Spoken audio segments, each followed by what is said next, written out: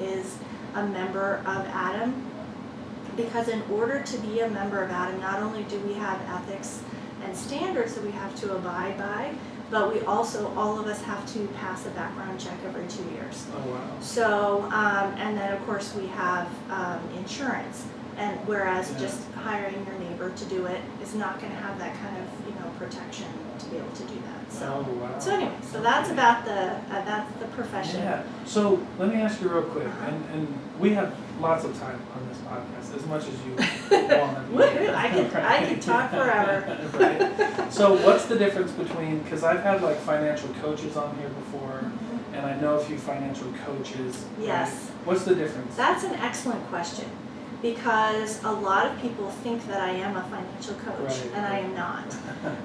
The difference between a financial coach and a daily money manager is a financial coach teaches you what to do so that you can do it yourself.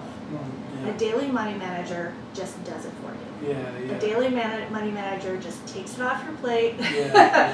and says, I got this. Yeah. Well, that's not a bad thing. So like, you help manage. So you help manage the numbers. Do you help manage like the debt and the revenue along with that? Well, as far as debt, I can come up with a debt Yeah. repayment plan for sure. Sure. I had a conversation just yesterday with somebody who we were talking about spending habits. I can't control people's spending habits. Right. So all I do is pay the bills after the fact, and I can highlight it and I can say, look, this is how much money you have. This is how much money you spent, and the numbers don't match up, or if you stay down this road, you're not going to be able to do it. So I can bring that to people's attention. Sure. But I forgot the question now. You're right. Well, no, I just because that would be one thing for me that I would be like, okay, so if somebody's going to help me manage my money, then at least letting me know where I'm at, right? Like, hey, if you keep spending like this, you're not gonna be good. The other thing I am not is I am not a financial advisor. Right. So I don't deal with the investments. I don't deal with the big stuff. I deal with the nitty-gritty, everyday detail. I deal with the micro, and your financial advisor deals with the macro. Yeah. Now, I will typically have a really good relationship with the person's financial advisor. Right. And we work together. Same with the accountant. I'm also not an accountant. Right. I'm not a CPA. I don't do taxes, but I work closely with the accountants so that I'm passing off numbers that are accurate, and that makes it easier for them to be able to do it. Right. You can pay your accountant to do what I do.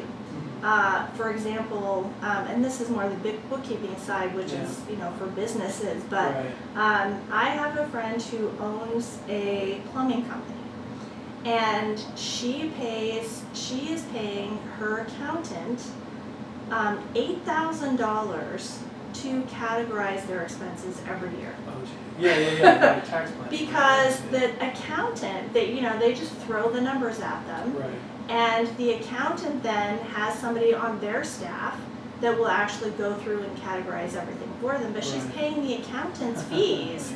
Whereas if she just paid the the bookkeeper directly to do the categorization, then she would pay so much less. Well, that's the one thing that people who, when you talk about money, right, the people are just so confused about. Oh, you know what I mean?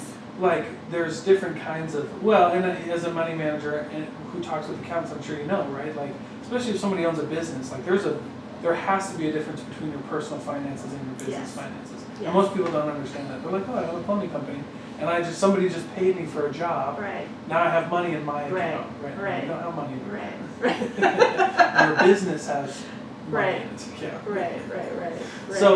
So you're from the East? Originally? I am originally from Oregon. Okay. I like Oregon. And I moved out to Washington, D.C. just on a whim. and, you know, thinking that I would just, you know, be there for a couple of years just to experience East Coast life, and then I would eventually, you know, come back here and get married and raise a family and all that stuff. And that didn't happen. I ended up marrying what I call the last native, and he was from there, born there, raised there, never lived anywhere else, never had any desire to live anywhere else. And so I joke that I got stuck. And yeah, so I was stuck there, and but then now we're going through divorce, and so I was like, oh, the world's my oyster, I can go anywhere I want. So I'm not stuck there anymore. Good for you. So tell me about, we were talking about this at the beginning, but tell me about the journey, because I like those stories. Oh, the journey has been rough. The journey has been rough. Yeah. And I'll tell you, I was thinking, gosh, I'm gonna tell this story, and your listeners are gonna hear this story, and they're just gonna turn it off because it's like so depressing. But I want to say right now that there is a happy ending. Right. There is a happy ending. Before I launch into the story, I just want to tell you real quick that I'm getting some crackling. Yeah. So I want to make sure that that's not being recorded. No, the crackling isn't. So we're trying to go through that. It's the volume. Okay. And I've been trying to get it, but you won't hear it. Okay. All right, good. Yeah, the listeners won't hear it. Okay. All right, good. So I started, so when I first graduated from college, and my degree is in linguistics, which is not related to anything at all. And my first real job out of college was working for a medical software company. And I would travel around the country teaching people how to use our software, and our proprietary software.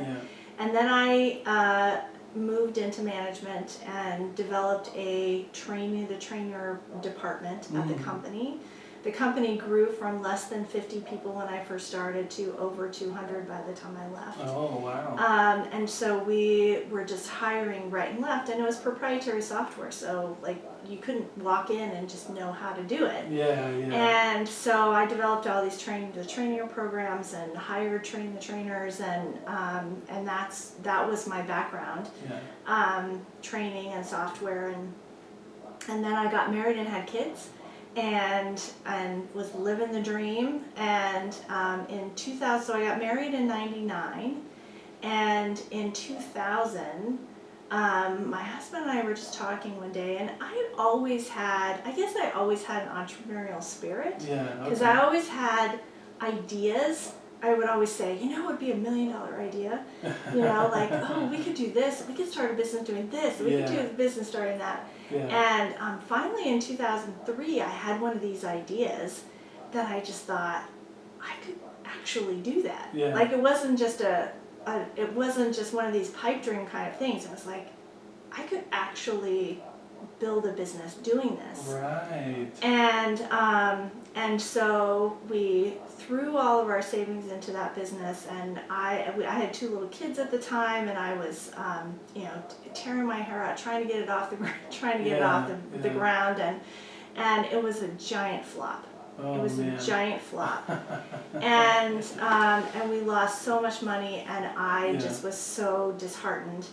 And the number one reason, so any entrepreneurs listening out of this, my number one piece of advice for entrepreneurs is you have to go into a business doing something that people want. Not something that you think people need. Right? No kidding. So this was, my idea was something that I thought people should want, right? That I thought people, needed, and that if they had this, it would be so great. But that doesn't sell.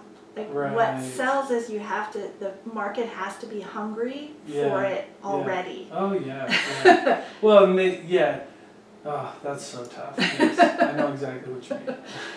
So that was a giant flop. I spent about 4 years trying to get that off the ground, and it never went anywhere. So then around 2007, I just jumped into a bunch of different things, and I did, you know, not multi-level marketing, but like direct marketing, you know, kind of stuff, and which I thought, oh, those are proven systems, and other people are, you know, I'm not building something from the ground up, like people already have the business, I just have to do it, and I did all of those things, and I lost a lot of money, and again, I just failure, failure, and I, you know, I'm a person who, I have a really healthy sense of self-esteem. Yeah. I really believe in myself, and it might be because I'm the firstborn and a first grandchild. Yeah. So I could do no wrong, right? Like everyone was always applauding me, you know, and telling me how great I am. So it's sunk in, and so like I just have this stubborn idea that I'm awesome, and that I can do anything, and so I just, every time I would get into something thinking that, oh, like I'm great and I'm going to be so good at this, and I just was beaten down and beaten down and beaten down. And then in 2010, I just kind of had a mental breakdown, and I just kind of I just needed to figure out my life, right? I just needed to wrap my head around what was happening. And so, are we okay? Yeah, we're good. Okay. Yeah, I'm making sure. That's why this is up. Go. So I just did some really major soul searching, and my husband was so supportive. He was so supportive of me just taking any time that I needed, and so I just like went away for a weekend, and I just like, you know, thought about my life and what I was going to do. And that weekend I had just a real epiphany. I had an epiphany about how life works and how to be successful and how to, you know, get everything that you want in life. Yeah. And I just, my life completely turned around in 2010. It was the best year of my life, absolutely. Wow. And I was so excited about it. I started coaching other people in my method. Yeah. And all of I changed lives. Like I have pages and pages and pages of testimonials of people from 2010 that I was able to, like, they got jobs, they, you know, quadrupled their salary, they found life partners, they had healing in their lives, and like it was just such an amazing time. And I was offering all of this coaching and helping people for free. Oh yeah. And I just thought, oh, okay, this is it. This is it. Now I know what I'm good at. Now I know how to help people, and this is going to be my business. Yeah. And as soon as I started trying to charge for my coaching services, everyone disappeared. Again. It happened again. It happened again. And I know, those stories are always crazy. You're like, dang. Right. Yeah, exactly. So it was, by 2013 now, I was in the depths of despair. I thought I had figured it out. I had got all these ups and downs. I had lost so much money. I had lost so much time. I had just, I was just depressed and not doing anything. Oh, jeez. When I happened upon an ad for a woman who was home for maternity leave, and she was looking for somebody to come in and help her organize her house while she was home on maternity leave. And I was like, you know, I can do that, you know, why not? It's a couple bucks. I mean, it was barely above minimum wage, you know, but I was like, I don't have anything better going on, and I can do this. And so I showed up at her house, and she had me work on this project. The very first project she had me do was to organize her freezer. And I realized doing that very first project that the exact same skill set to organize people's stuff Yeah. was the epiphany that I had about like how to organize your life and your time. Like it was exactly the same skill set. But people don't want to learn how to manage their life and manage their time because it's not tangible. Yeah. Like they may say, like when I was going through that phase of kind of being like a life coach, like I would tell people what I did and everybody I talked to would say, oh my gosh, I need to hire you. Yeah. But nobody would, right? Because right. it's not tangible, like it's not something you can see. Yeah. And so because it wasn't something they could see, like it didn't seem important. Right. Even though your time and your life is way more important than your stuff. Yeah. Well, you know what's funny? I've also had like life coaches. I've talked with life coaches on here before. And it's funny because it's so true. And so a lot of them go into like health and nutrition as well. Mm-hmm. So they'll be like, you know, I'm a life coach, but I'm also a nutrition and fitness coach. So that they can start, it's tangible, yeah, so that they can see something, right? Yes. And then they'll be like, so I'm a mindset coach, but I also do yes. fitness and this, yes. right? So they'll pay for like nutrition and exercise routines and a partner basically, but then they'll get the mindset and like life stuff on the side. So I understand. And you can see how it ties back to my original flopped business, which was trying to sell something that I thought people needed. Yeah. But they didn't want. They didn't want. Well, yeah, they didn't want it. They may not want to pay for it. Right? Exactly. Right. Yeah, that's tough. Right. Yeah. It's just, so it's the same. It's all related. It's all cyclical. Yeah. And so so I then started telling people that I was a professional organizer. Sweet. And suddenly I had way more business than I could handle. Like I started making money. Where I never had before. That's crazy. Yeah. Right. That's so awesome. Right.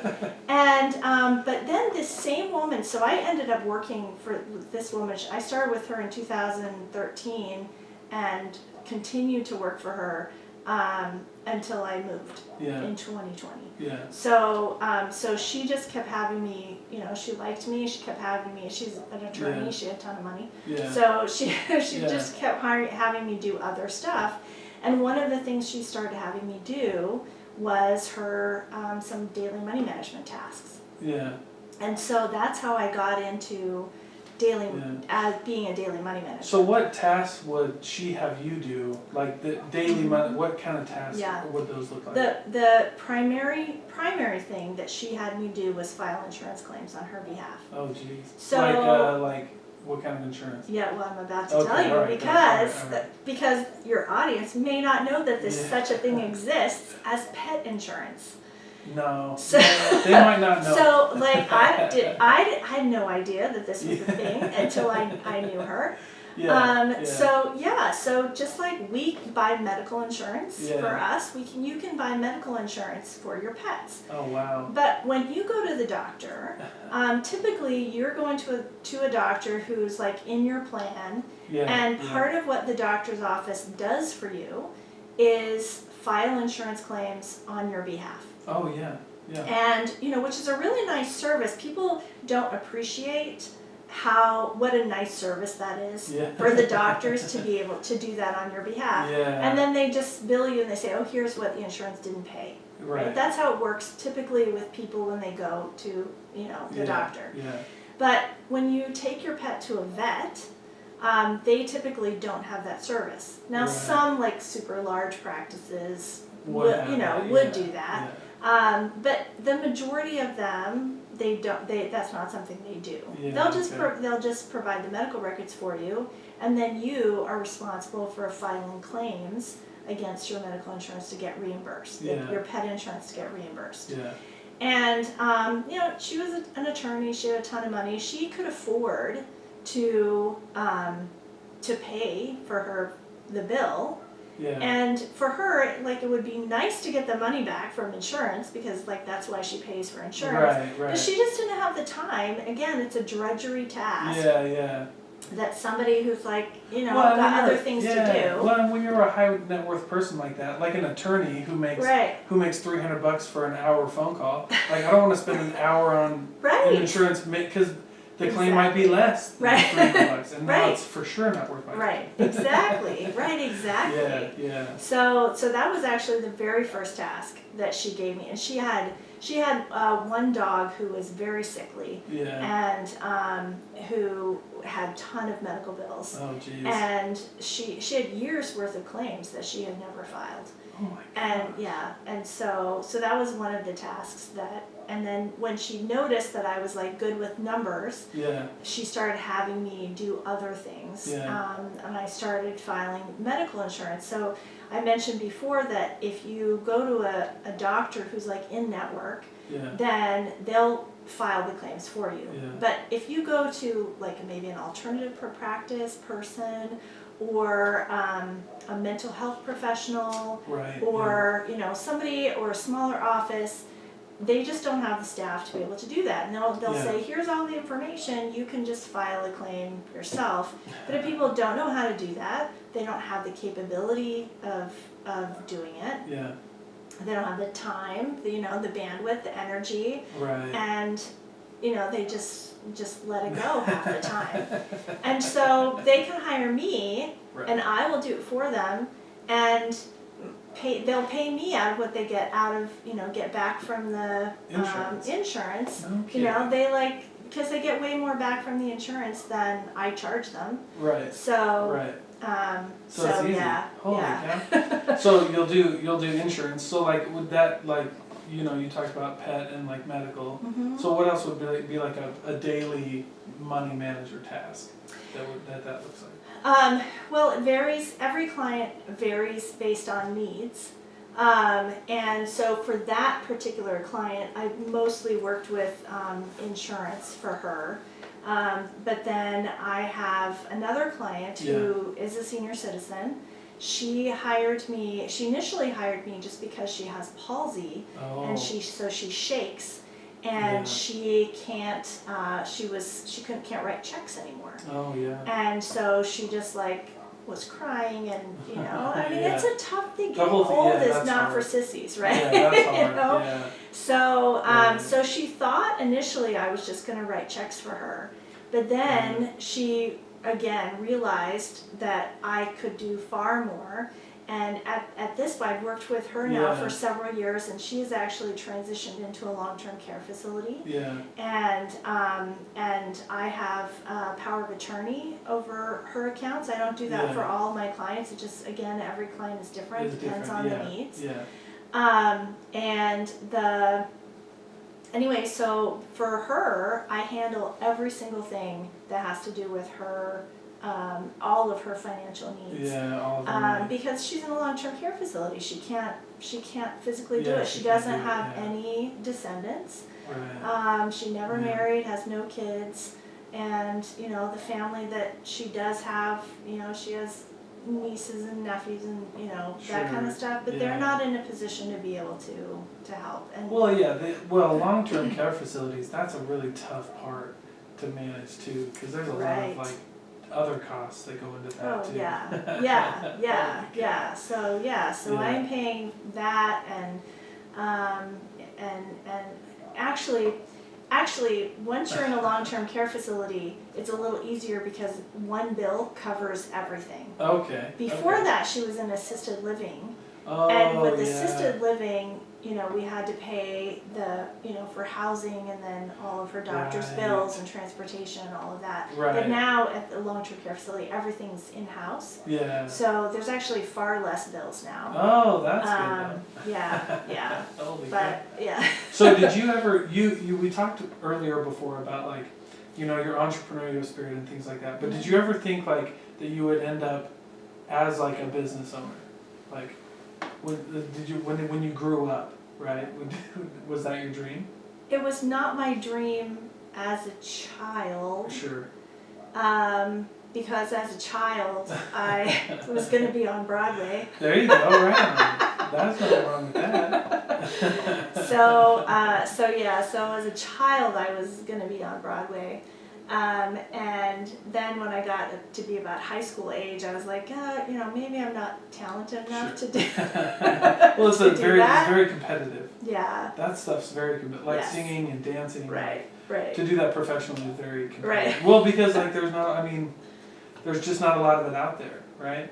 But I certainly appreciate it, though. Don't get me wrong. Right. So when you found this kind of daily money manager, that wasn't the first that you were surprised, right? Yes. So I didn't know what a daily money manager was. yeah. So I'll tell you that piece of the story. So I was working for this attorney. I was doing the insurance claims. Right. And that attorney was seeing a mental health provider, and that mental health person didn't file claims, but again provided the information so you could file them on your own. Yeah.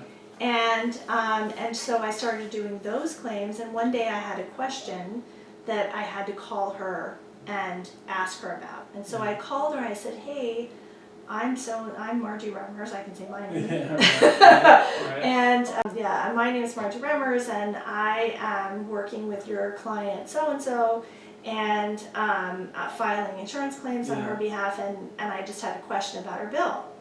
And so she answered the question, and then she said, so tell me more about what you do. Yeah, oh, sweet. Because she suddenly realized she actually became my best referral source. Oh, wow. Because, people don't, we talked about this earlier, people are so confused about money. Yeah. But and the reason they're so confused is such a taboo topic. Yeah, it is, which is crazy. I know, you don't go to your backyard barbecue and say, hey Bob, I'm having trouble paying my bills on time. That's just not a conversation that you have. Good point. And but you will tell your accountant, you will tell your financial advisor, and you will tell your mental health counselor.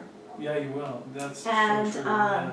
And so that mental health counselor referred me to another client that she had that was struggling with money, and this client needed help paying bills. Now, my first daily money manager client was filing insurance claims, which is different than, that's just like collecting money. I would be responsible for sending money out, right? Yeah, exactly. Which is, there's liability involved in that. Yeah, I was going to say, what happens when a bill comes across the desk that, you're responsible for paying it, but maybe it's like a new bill? Do you have checks and balances that are like, hey, I got to pay this bill, I just want to let you know, it's like pretty hefty. Right, or maybe not hefty. Oh yeah, I would definitely tell the client for sure. For sure. Now some situations, like the client in the long-term care facility, because I have POA, I can make the decision without involving her. She has, she has a lot of physical and mental disabilities, and I can't always rely on the fact that she is going to be mentally aware to be able to say, oh yeah, go ahead and pay that bill. And I did have a situation where I had to, she has a rental property, and the rental property air conditioning broke, and I had to get it fixed. And I had to pay $700 without telling her. Which is not a situation you ever want to be in, but sometimes you have to make the tough call. Well, in those situations too, right? Yeah, those are tough. But that's crazy though, paying someone's bills, because that would be nuts. Well, that's why it's really important that you get a person, if you're going to hire a daily money manager, that you get somebody that's with Adam, because you have that background check, and we have insurance. So that's really important. But going back to that other client who was the first one where I was like, I had to pay bills on her behalf, and I don't know what this is. And I was just a professional organizer at the time, and so I had a professional organizer mentor, and I called her, and I said, hey, this client has come across, and I think she needs me to pay her bills for her, and can I do that, and whatever. And she said, absolutely not, she needs a daily money manager. And that was the first time I'd ever heard that term. Right on. And I was like, well, what's that? And then as I looked into it more, I as I looked into it more, I was like, dang, forget the professional organizing. Like, this is what I want to do. This is cool. Yeah, this is cool. I love money. I've served in, I mean, I don't have an accounting degree, but I have been I was an office manager for a period of time and used Quicken and loved it. And then when I got married, I was like, oh, we got to use Quicken to do our personal finances. And I was like, oh, that's great. And then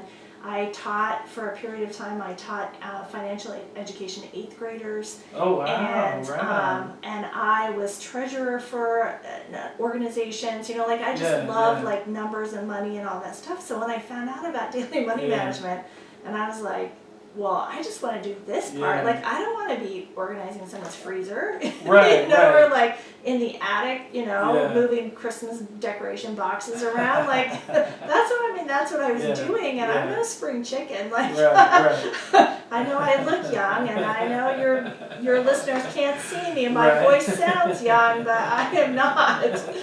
That's awesome. I like it. So I was like, I just want to do the daily money management stuff. Yeah.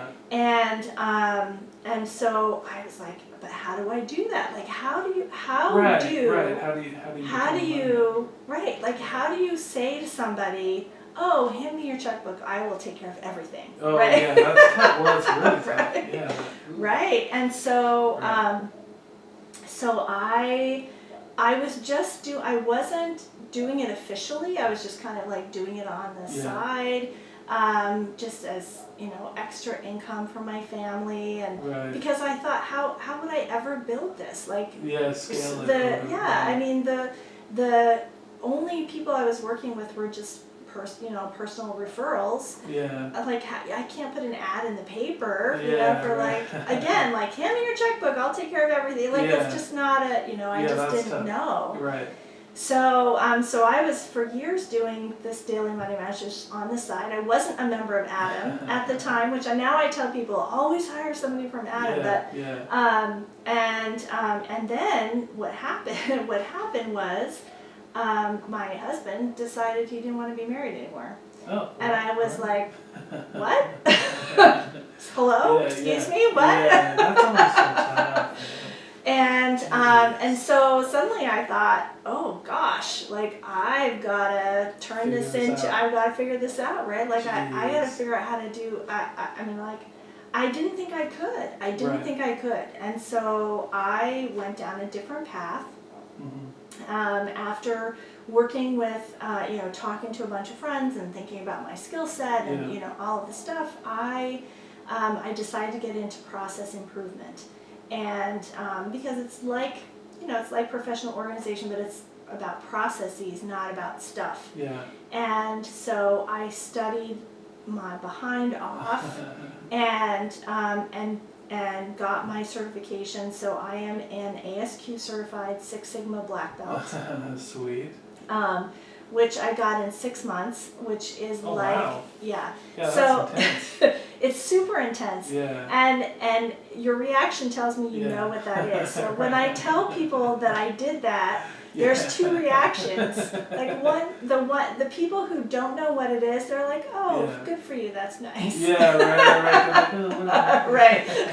But then the people who know what it is and know what's involved, they're like, holy cow, that's amazing. We'll tell people who don't know. Okay, so this will get us slightly off track, but that's all right. But so Six Sigma is an approach to process improvement that kind of started in the 80s. There are two kind of not competing, but complementary branches of process improvement thinking.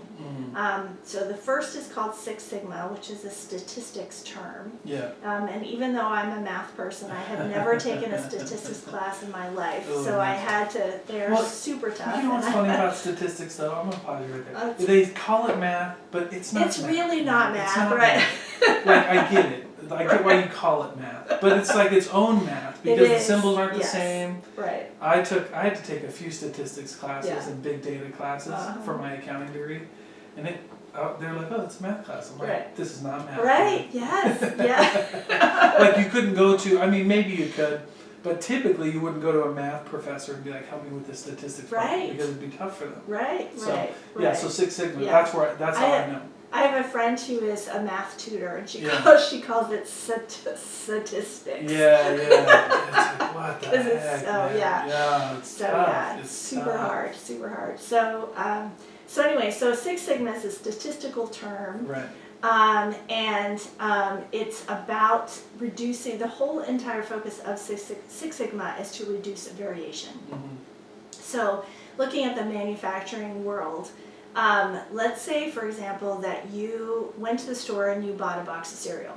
And the box of cereal, the cereal was just amazing. It just tasted so good. It had just the right crunch, and it was just perfect and wonderful. Yeah. And you said, oh, this cereal is so great, I'm going to go buy another box of it.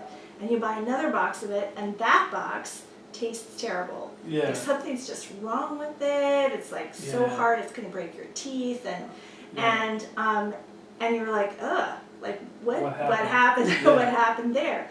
Now, there are only a certain number of times that you are willing to buy the bad version before you stop buying it entirely. Right. No matter how good the good version is, Yeah. right? Yeah. The good version could be the best cereal ever in the Yeah. whole world, but you will stop buying it if you get enough bad ones. Yeah. And so that is the concept of reducing variation. Yeah. Is you want to be, manufacturers need to be consistent Right. in the product that they're producing. Right, because and so that's how I know they have Six Sigma for like airplanes and things like that, which is like, their Six Sigma is very low. It has to be, right? Yeah. You can't Right, exactly. we have 1 out of every 100 leans that's bad. Right. You know what I mean? Right. But it's so funny that you bring up consistency, because I'm sure we'll talk about that later, but that's probably one of the biggest things in business too, is like consistency. I would rather buy a mediocre cereal that's mediocre every time than a super good one that's super bad. And you know what I mean? If there's too much, I'd rather buy just a one. Yeah. Because I know what I'm going to get every time. Yep, exactly. So the concept started in manufacturing, but it has grown to be applied because people realize, the same is true for service businesses. Sometimes the service is great and sometimes the service is not. Right, then I'm not. Right, exactly. Right. So that's the Six Sigma kind of camp of process improvement. And then the other camp of process improvement is called Lean. Okay. And the focus of Six Sigma is to reduce variation. The focus of Lean is to reduce waste. Okay. Yeah. So in Lean, what you are trying to do is reduce or make it as streamlined and efficient of a process as possible. Yeah. Because then if you can do that, then you're more agile.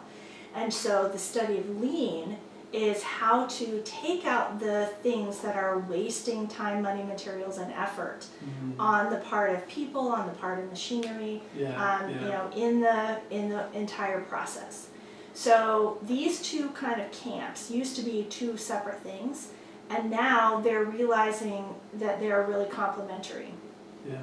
So my certification, I had to learn both of them. My certification is only called Six Sigma, but it really incorporates Lean. And Six Sigma. Yeah, exactly, Lean and Six Sigma.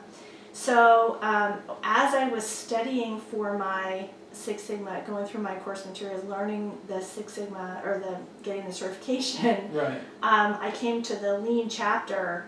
And I was like, oh my gosh, like this is my heart. Like this is what I love. Like this is what I love. This ties into everything I've ever done. This ties into the approach that I had as a professional organizer. This ties into the approach that I had as a time management life coach. Like it's all like getting rid of waste and just focusing on the good things and getting it was just mind-blowing. I was just like, this is it, right? Like this is my heart.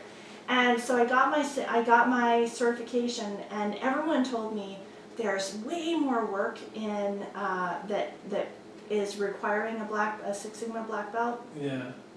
There's way more than there are people, because it's a really hard certification. Like, Oh, I yeah, can tell from the look on your face, ridiculous. you know, like, Well, it's a super hard I certification.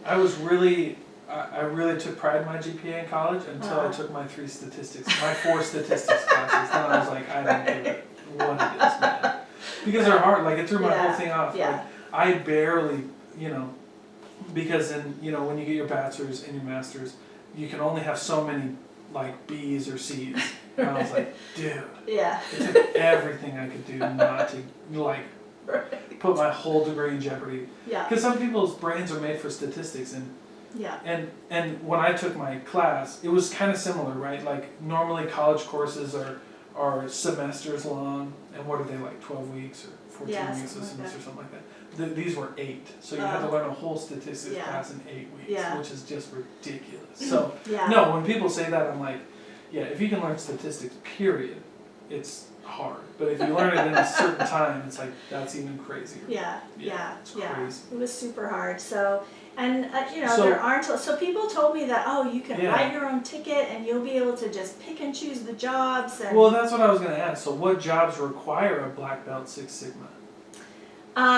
That's a really good question. I mean, there are manufacturers, and there are manufacturing jobs.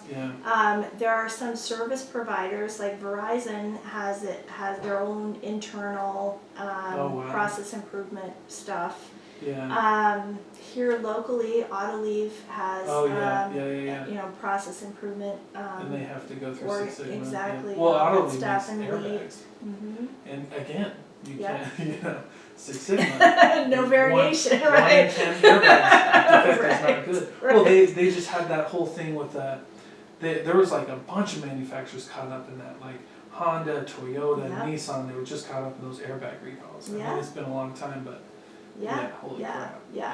So and the military government is always trying to reduce waste, improve their processes, be as streamlined as possible. I mean, there's really, any large organization needs help with their process improvement. The challenge that I ran into is that everyone told me, okay, you get the certification, you'll be able to just write your own ticket. Right. Like, you'll be able to just pick and choose jobs. And here I am. So here I am, newly separated. Even though I had been an entrepreneur forever, I'd never been successful. So I was really looking, just the last few years before that as a professional organizer and then daily money manager. But those were gravy. Like, those weren't full-time incomes, and I needed to replace my husband's income like immediately. Oh, nice. And so I did the certification. Everyone told me that I was going to be able to pick and choose my jobs, but I discovered that all of the job openings were looking for not only the certification but experience. Oh, yeah. And I had the certification, I didn't have the experience. So here's the thing, is that I, by pursuing my certification just like on my own, I was a complete outlier. Like, people didn't know what to do. Most people are in a company that already has a process improvement plan in place. They already are doing Six Sigma, and they train up their employees and give them internally and teach them, and all this stuff. And they have part of the certification is to get you have to do projects. And so usually the projects that you do, like you do for your company. And I had to go knocking on doors with organizations to say, hey, I'm getting this certification. You want me to improve something? Improve your bottom line? Make you more money? That's sweet. Who wouldn't take that, man? So then I was right back. So I got the certification, and then that was May, and I couldn't get a job, and so I was, oh, dang it. And it right just in the middle happened. Right in the middle of the pandemic? No, this was a couple years ago. Okay. And so, it wasn't this May. I'm just giving it because it was a May in whatever year that was.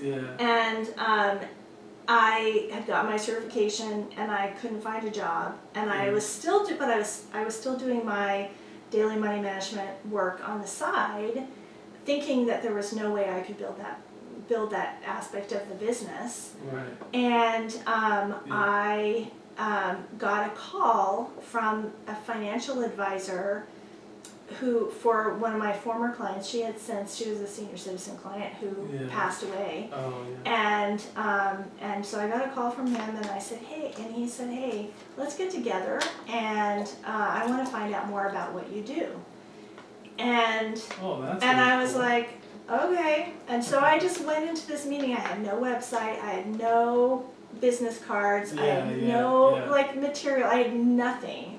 And I walked into this meeting with this guy, and he's like, so tell me what you do. And I'm just feeling dejected because I had this certification. This meeting was in September, so I got my certification in May. And you got like nothing. Now I got nothing.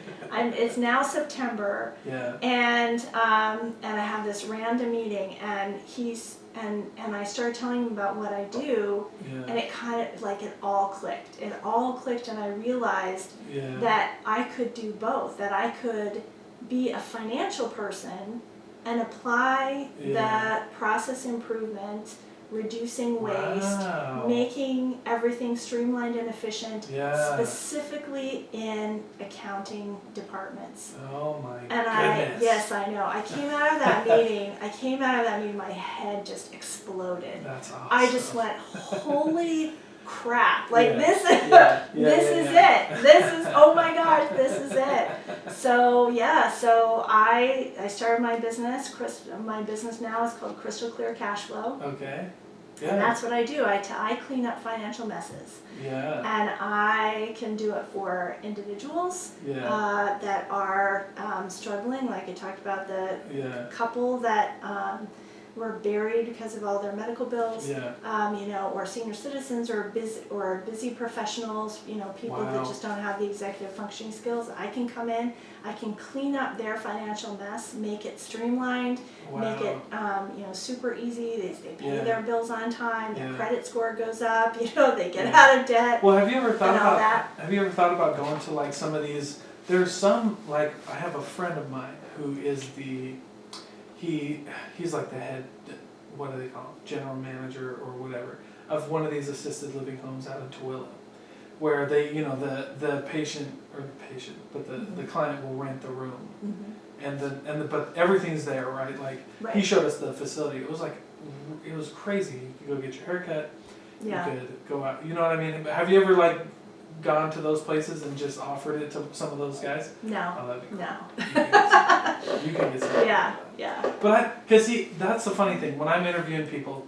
And I love hearing the stories because what's always consistent is like people end up in these jobs where they're happy, where they feel fulfilled, where they feel like they have their passion, right? And they never even didn't even know it existed. Like nobody knows. You know what I mean? Like this is the first daily money manager. And to be honest with you, I was like, shoot, let's try it. Number one, because I love talking to people, and because whenever I hear something new that I've never heard of, I'm like, I gotta hear it. just because somebody's gonna hear this and be like, I've never heard of that before. Or like somebody will hear this and be like, wow, I didn't know that you could monetize being an organizer. Although I've heard of that before, and I still think that somebody could make a killing off of that.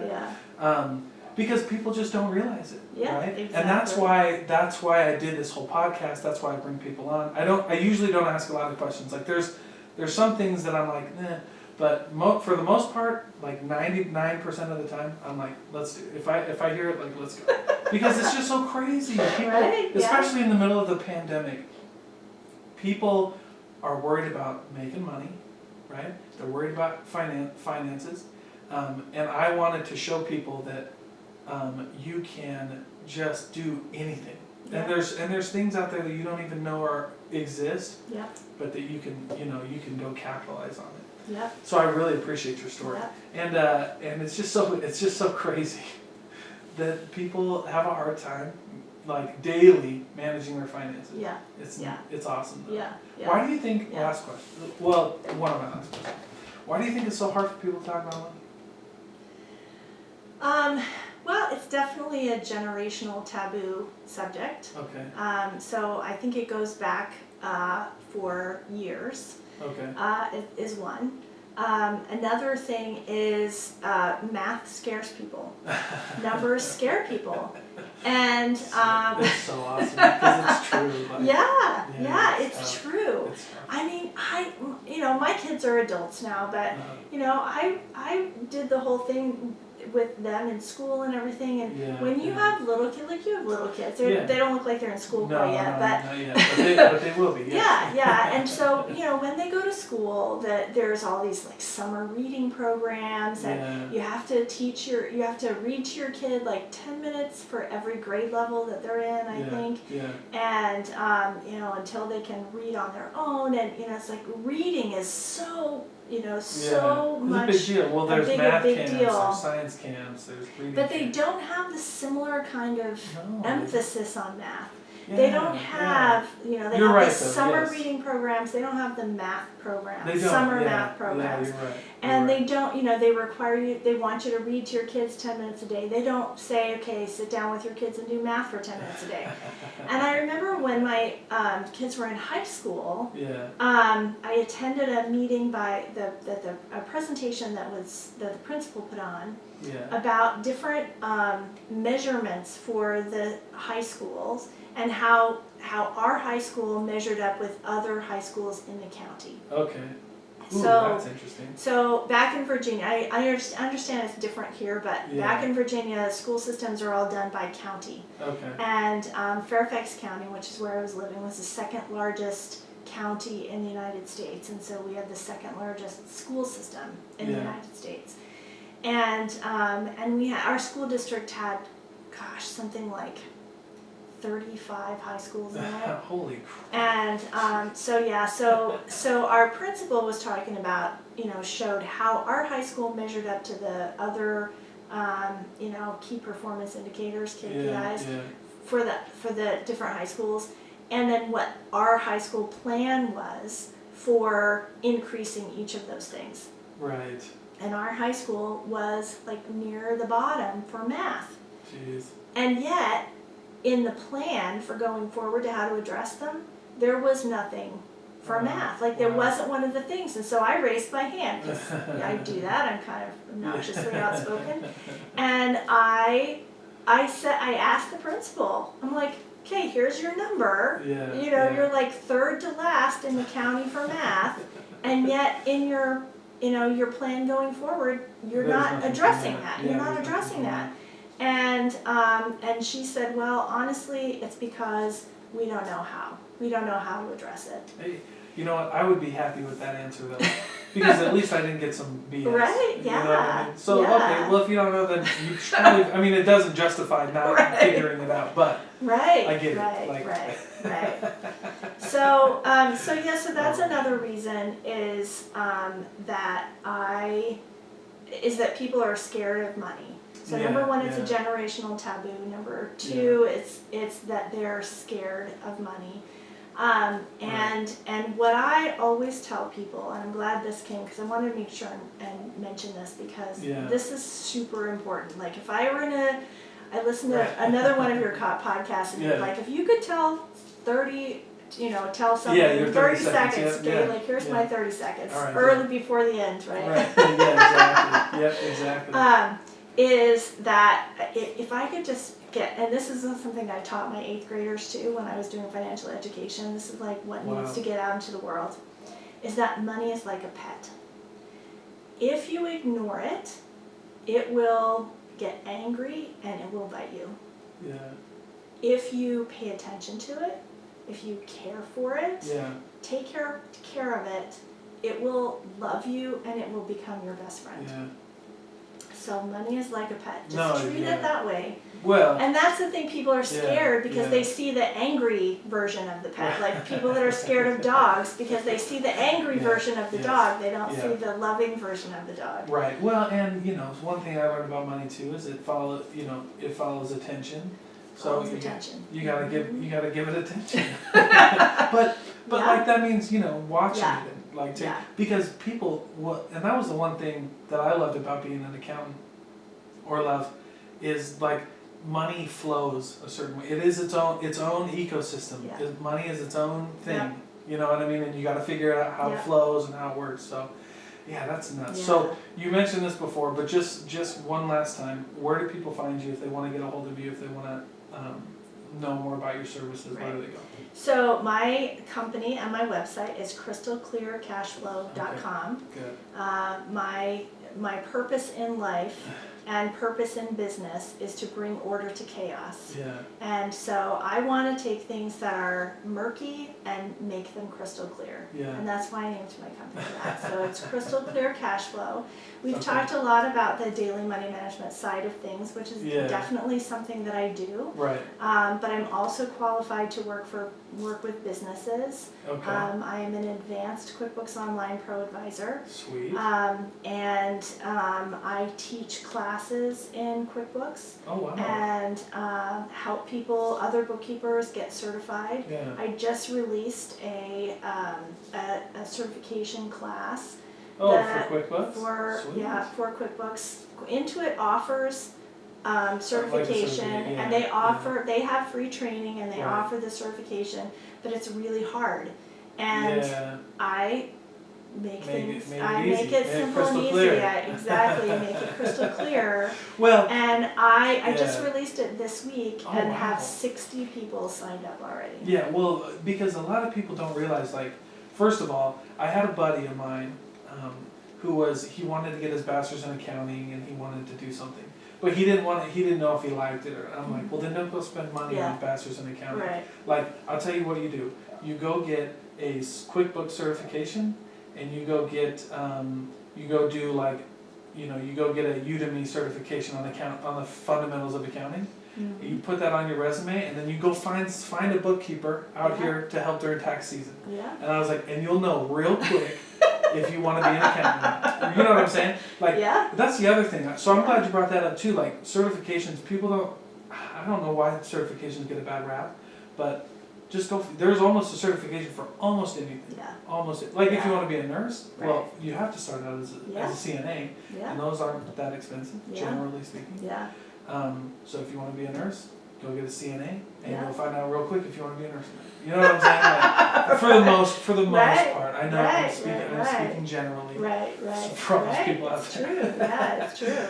But, so if people want the course, there's no link to it on my website because my website is for it's for my services for businesses. Right. So if they are interested in the course, they have to go to crystalclearcashflow.com/QBO, which is QuickBooks Online. Okay. But for people who are interested, so I am QuickBooks Online Advanced Certified ProAdvisor. Sweet. I also have a certification in Lean Accounting. Okay. So I can help any organization that has murky. I mean, I always say I clean up financial messes. That's what I do. So if your money is, murky, if it's not clear, if you don't understand the numbers, or if it's taking too long to generate reports, or it's taking too long to get out invoices or get money back, and you want to take a look at those processes, then crystalclearcashflow.com. Sweet. Well, thank you so much again for joining me, and I really appreciate you being here and taking the time and sharing your story. So thank you. Thank you. It's been delightful.